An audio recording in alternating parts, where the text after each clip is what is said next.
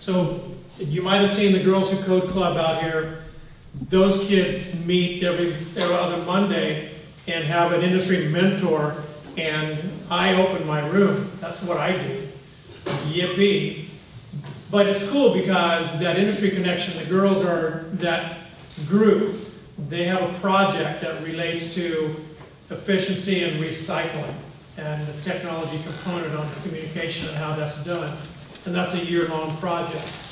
So I know that that's going to help me bring more girls into CS programs. What do you think? Other ideas?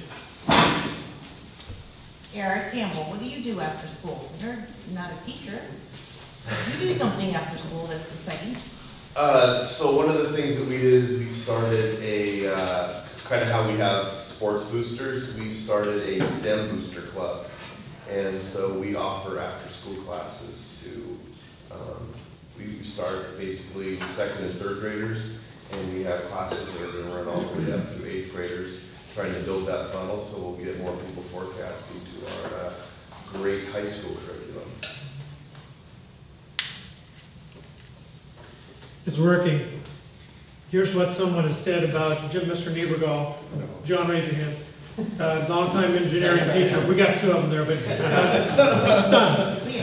Long-time engineering teacher, Sherwood High School, a colleague of mine across the hall and so forth. And I don't know if it was you, Eric, but someone mentioned that the real estate prices are high in Sherwood because of our programs. What does that mean, Eric? Define, because you said it. What does it mean?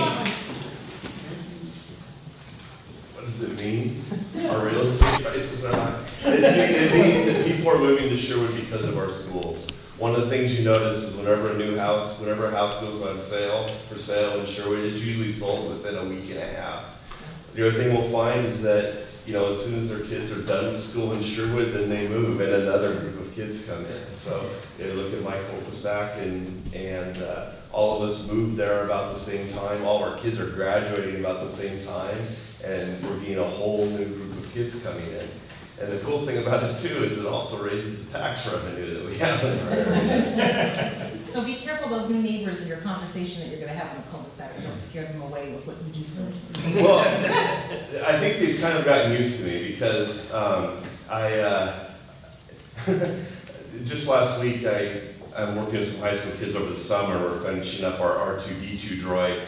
And I picked up and I carried the R2D2 out of the front seat of my truck, and my neighbors just looked at me and goes, "Oh yeah, that is something that would happen over there." And the fact that when we were practicing with our t-shirt cannon in the front of the house, and the kids, once we put an orange in there, and I go, "I don't know." Yeah, and then we had to go over and apologize to the neighbors because it shot a lot farther than we thought. But I think for me, the cool thing about it is a lot of these kids go in this and they don't know what's possible. They see what the low threshold is to actually getting really, really cool stuff done. And then you just kind of step out of the way and the kids will do this awesome things. Solving problems that they've never seen before and solving problems that are personal to them. I had a computer student at Sherwood when I was visiting over there for I think it was a CTA, come up to me and say that he would not be in school but for the computer program, that he had been ready to just bag it, but that's what kept me in. And he was pretty smart, pretty engaged kid. I was really impressed. Yes. And I will say one more thing about just the hiring of kids in the STEM area. And that is if you look at kids in STEM, computer science in general, if you look at the jobs and the amount of money that they make when they get hired, the two biggest things that determine what their starting salary is going to be, it's not really where they went to school. It really depends on, do they have a master's or bachelor's? And the other big decider is where they live. If they're in Portland, if they're in Wyoming, if they're down in the valley, down in the Bay Area. So if you go to, it doesn't matter what school you go to, we're hiring you in at $65,000 with a bachelor's degree and $80,000 with a master's. So the key thing for me really is getting these kids started in these pipelines and letting them kind of continue on through. As when we get them started, they will come out the other side. And when they come out, they are in high-paying living wage jobs. And then we need to pay these teachers more so they don't all over those jobs. That's a real issue. Yeah, That's a that's big right. issue. Can I speak to your point about the pipeline? I went to Donut JS last month, and there was a talk by a woman called Why I Left Tech. And I can't really summarize what she said, but it is not just a pipeline problem.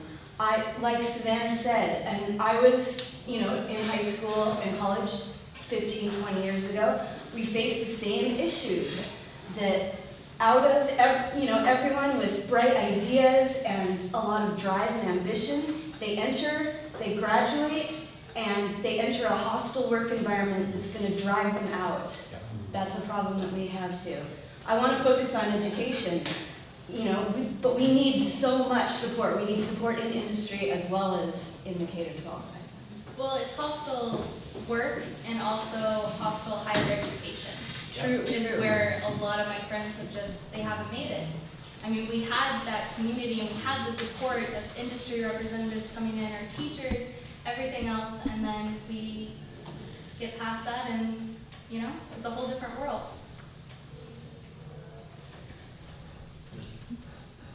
Folks, Jason, sorry, but I was going to have him answer the question, how do you grow a program like yours? Yes, I will, besides telling them not to take art.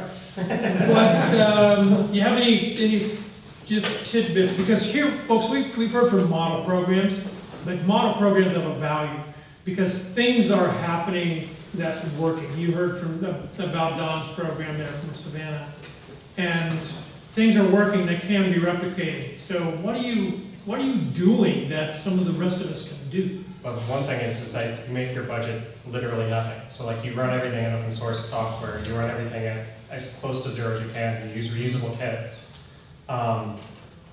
Any kind of like clubs and fundraising that goes to general pots of money to help run other clubs. Like we had a video game playing club where people would pay a little bit to come in and play video games. And they're like, I have machines, what do I care? As long as it's school appropriate and I'm not getting in trouble. The big jumps we actually looked, so I was like slowly just growing because I was just trying to get more and more popular classes in and bring more and more kids in. And it was just the numbers justified that. And that's how I got Katie in for the second one.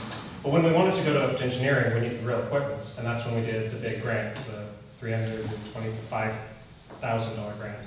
And because what we were saying is, if money was no object, how would we grow? And it was, what would we want? And it was like, half of it was equipment, half of it was a third person. So we actually paid for our third person to come in. And now we actually have enough people taking those classes, it's already supported. So it's more of a thing of like, if you make it awesome, they will come. And you just keep that going and constantly make sure that everyone knows about it. Half of our job is marketing. Marketing like crazy. Go to every single event. Yeah. Go to every single. Sorry, I'm talking again. I just did my grades yesterday. Parent meetings, Latino annual parent meetings, nights. middle schools, elementary schools in our district, everywhere that they'll be like, sure, we'll give you a microphone room. They're like, great. Great. Let me tell you a story. So it's really very much that, like, market like crazy, make your classes as awesome as you can, and like just get the message out. If they are having fun, they'll bring their friends. Right. And the other thing is that, call Jason, That's true. ask. We who've been here have the interest to be mentors to people you know or to you if you're starting a program. Because we are going to eventually retire. Die trying. Doubling it. But, we know there are successes, and yes, it's 20% versus 80 that have programs. But we're going to change that, and you can help change it. The call for action today is that you care about, there's a pile of students that you care about in your culture. I don't know, we don't know exactly who it is and how many, but you care about them, and you have influence in that circle to change their lives. You can influence. So you are an influencer. The call to action is to go influence. You've been awesome. Thank you all speakers, and it's been great. CSTA.org for details. We'll be around for further discussion. The balloons have already left.